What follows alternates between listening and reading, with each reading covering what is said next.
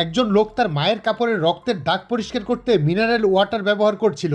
এটি দেখে একজন ডাক্তার তাকে ভীষণভাবে বকাঝকা করলেন এবং বললেন যে এক বোতল মিনারেল ওয়াটারের দামে এখন একটি আস্ত বিলাসবহুল বাড়ি কেনা সম্ভব। জানা গেল যে কয়েকদিন আগে পৃথিবীর সমস্ত পানি দূষিত হয়ে গেছে। শপিং মলের সব পানি মানুষ নিমেষেই কিনে শেষ করে ফেলেছে। এখন এক বোতল পানি $50 লক্ষ বিক্রি হচ্ছে। এ কথা শুনে লোকটি স্তব্ধ হয়ে গেল। সে হাসপাতালে তার মায়ের সেবা করছিল বলে বাইরের এই অবস্থা সম্পর্কে কিছুই জানতো না। হঠাৎ তার মনে পড়ল গুদামে নাকি এখনও একটি পানির বোতল থাকার কথা। সে তাড়াতাড়ি ফিরে গিয়ে দেখে সত্যিই সেখানে আরেকটি বোতল আছে। ঠিক যখন সে আনন্দের সঙ্গে বোতলটা নিতে যাচ্ছিল তখন ওই পেছন থেকে অনুসরণ করা এক গুন্ডা এসে হাজির হলো।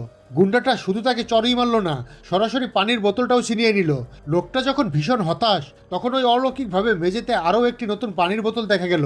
তখন সে বুঝতে পারলো এই গুদাম থাকলে খুব দ্রুতই সে বিলিয়নিয়ার হয়ে যেতে পারে। এরপর সে পানির বোতলগুলো একটি ব্যাগে ভরে বাইরে